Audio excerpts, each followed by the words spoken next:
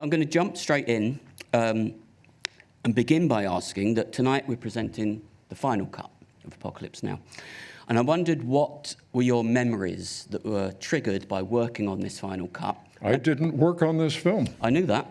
Yeah. That was my next question. But I mean, the memories from working on it originally. When, I mean, because you've obviously seen this version. Did it kind of bring back those original memories from the 70s? Yeah, I mean, this was the child of Apocalypse Redux. Yeah. And Redux had a strange birth. Christian Marcon, who is the paterfamilias of the French plantation, had just died in 2000. And Canal Plus wanted a DVD with that scene in it, but that scene didn't exist. When we were cutting the film originally, it shrank and got smaller and smaller until it became 3 or 4 shots with a drifty dissolve between them, and then it disappeared completely.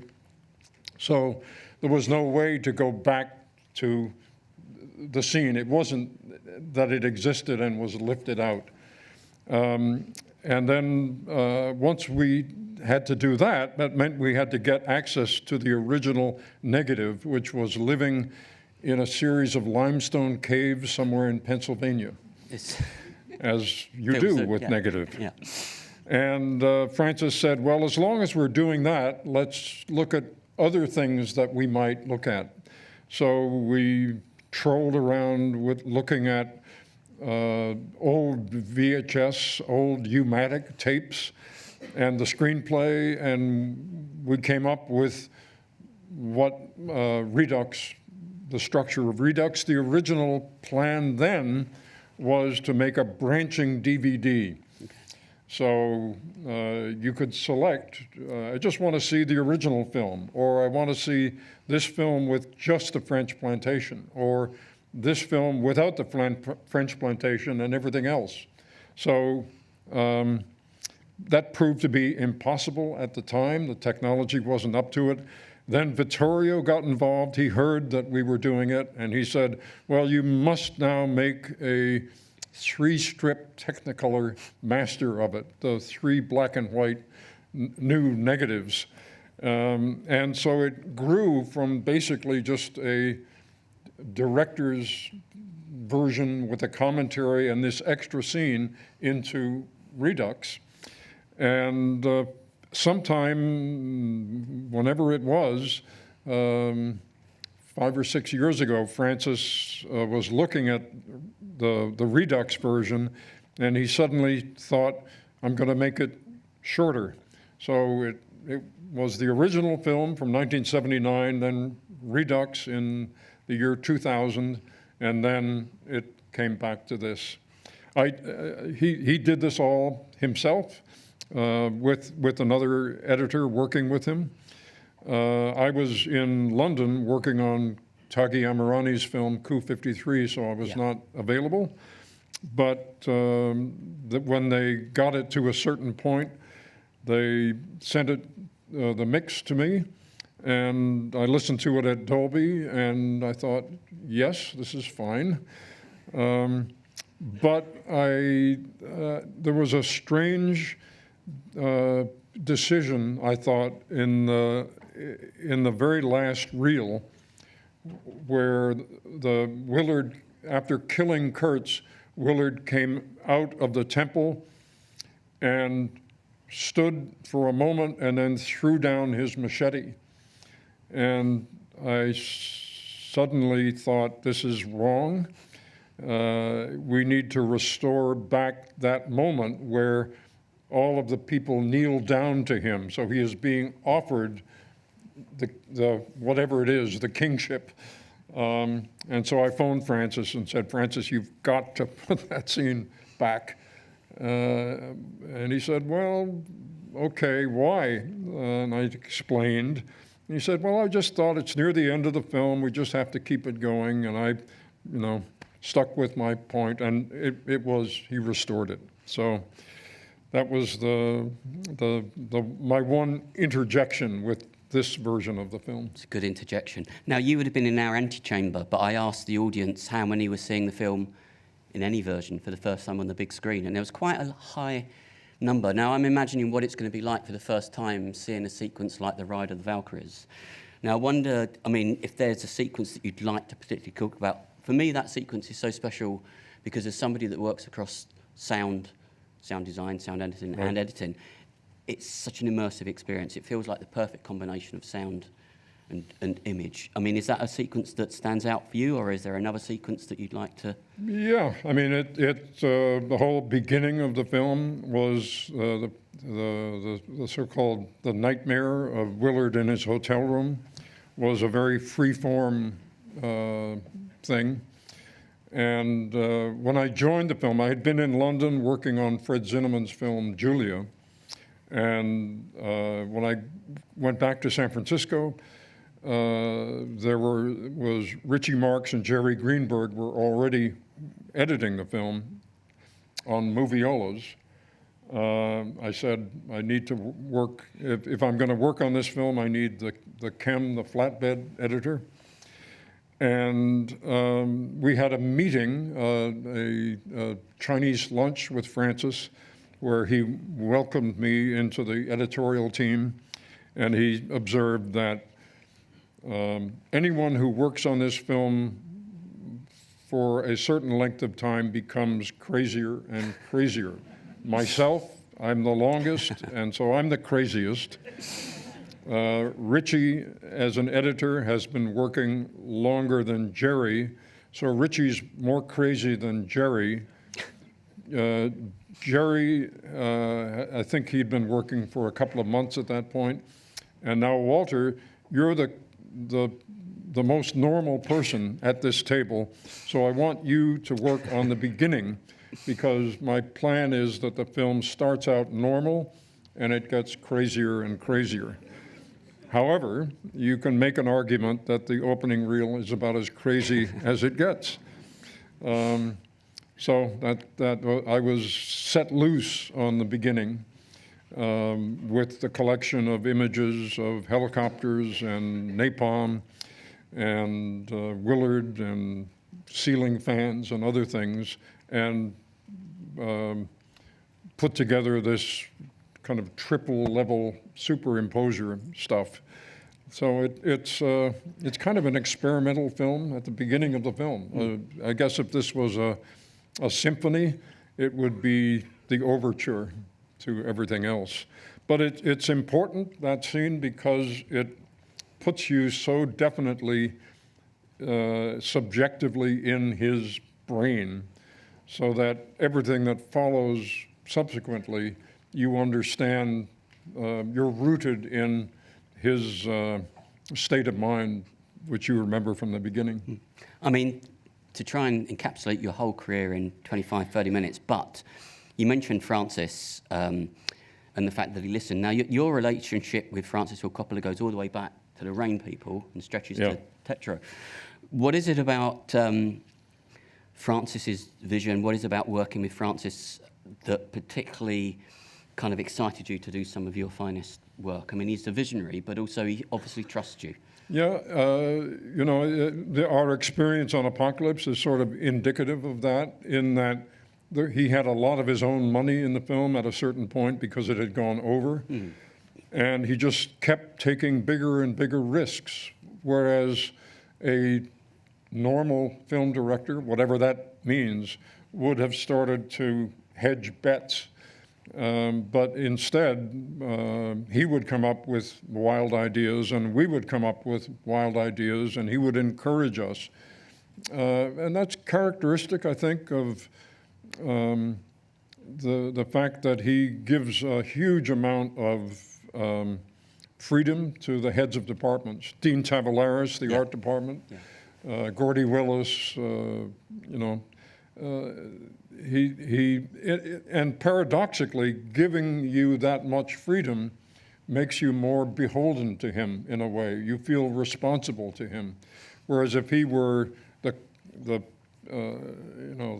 classic director saying, do this, do that, you would simply adjust yourself to that reality. But here, things were much more free form.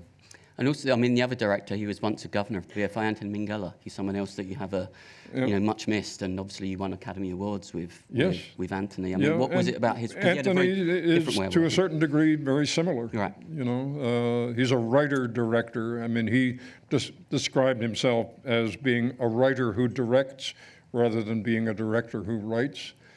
And that would extend into the shooting. So the shooting, we were following the script, but he would also get new ideas in the process of shooting it, because he, as a writer, he knows all of the things that when he was writing he rejected, and now he sees an opportunity maybe to put them in. So that all of the films that I edited for Anthony were well over 4 hours long. Sometimes 5 hours in their first assembly. So the trick then was, how do you get everything back to a releasable length? You should work with Brady Corbett. I think he could do with your with your help. That's a joke. He's a great director. Now, there's another quote on the back of the book which I like, where it says that you've changed the way we watch movies. But what I wanted to ask you is, I think you've also changed the way we listen to them.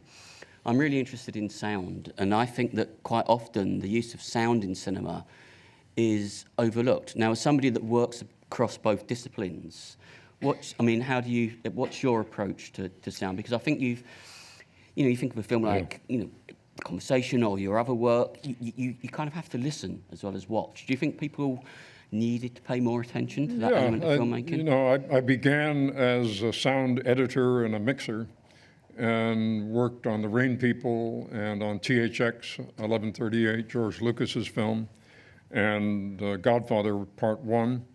And it was on Conversation that I was ready to do the sound on that, but Francis looked at me and he said, well, you're a sound man, so you know the mentality of somebody like Harry Call, and this film is told exclusively from the point of view of Harry Call.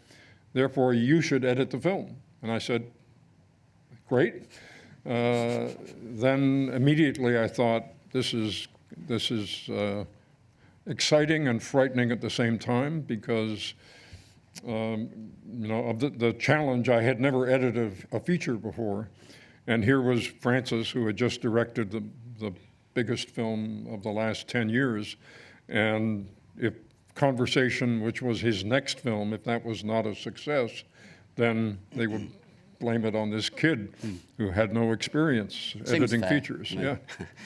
But sound is, it's kind of the Greek chorus of cinema, in the sense that you can, if you make the right choices and mix it at the right proportion, it can comment and skew the overt things that are being aimed at you by the camera and by what people say. And in certain circumstances, the sound can say, yes, but, and give you a different take on things. And sometimes these are in conflict, and that can be very fruitful, because the audience then, probably subconsciously, has to put those things together themselves. And each person will make a solution that is unique to them.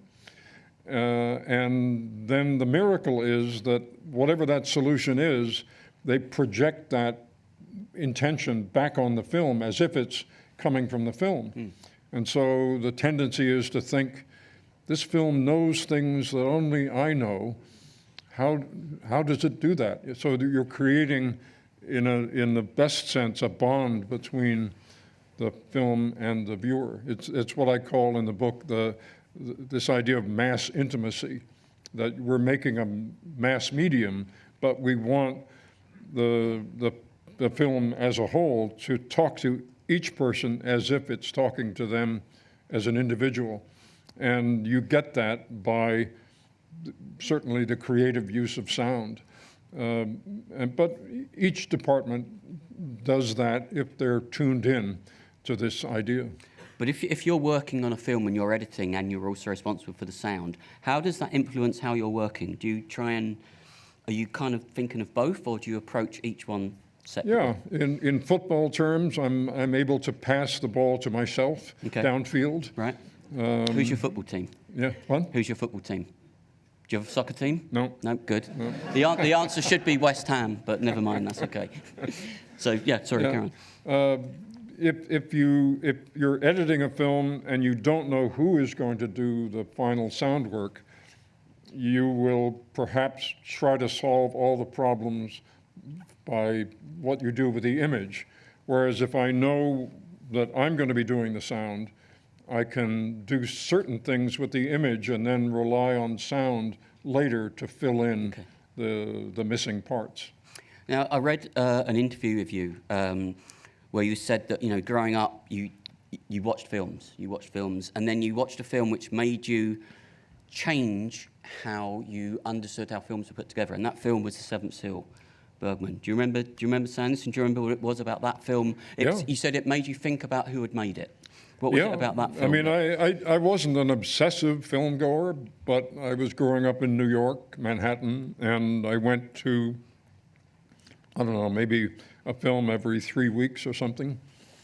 And The Seventh Seal came out in the late 50s, and I'd heard about it, and there was something about it that intrigued me, and so I went to an art house theater that was showing it, the Thalia Theater near Broadway, and I sat in the audience by myself, and at the end of the film, I came out with this idea that somebody made that film.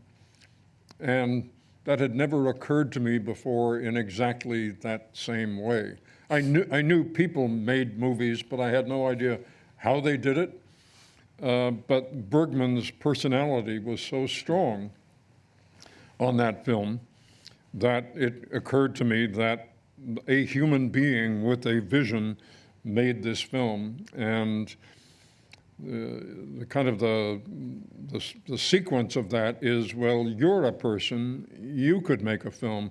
I didn't go that far at that point. I was 15 at the time, but the seed of that was planted by The Seventh Seal.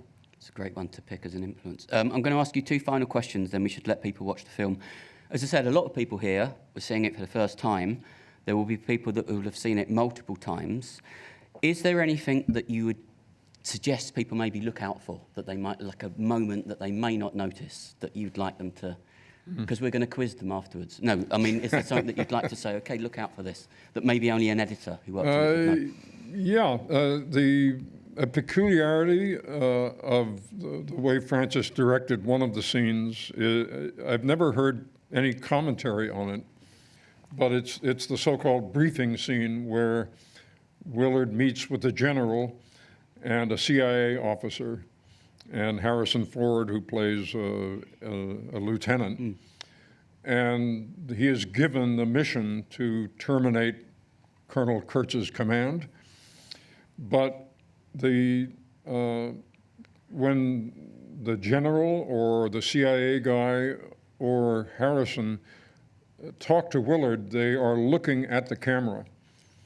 When you cut to Willard, he's looking to camera left. Okay. And so grammatically, according to the normal way of things, that shouldn't work. But it does work, and you understand that, and this is the mystery, when the general looks at the camera, you know he is looking at Willard, and yet when Willard looks to the left, you know he's looking at them.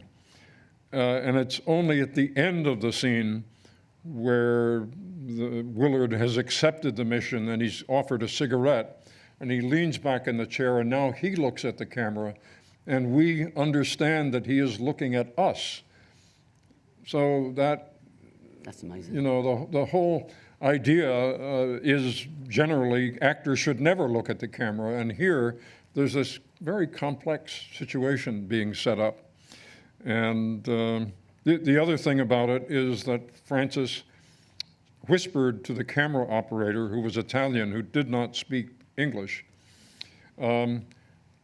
just move the camera, and whenever you get bored, move the camera somewhere else.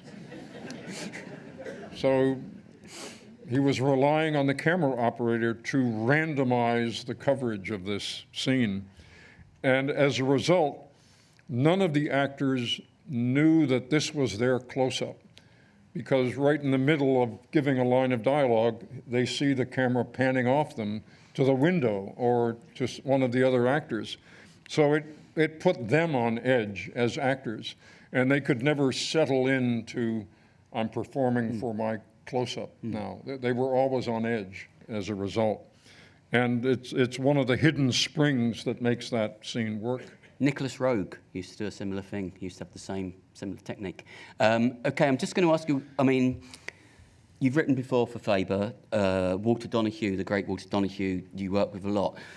I've started to dip into this book, and the thing that struck me is it's very enlightening, it's not too technical, it's very accessible.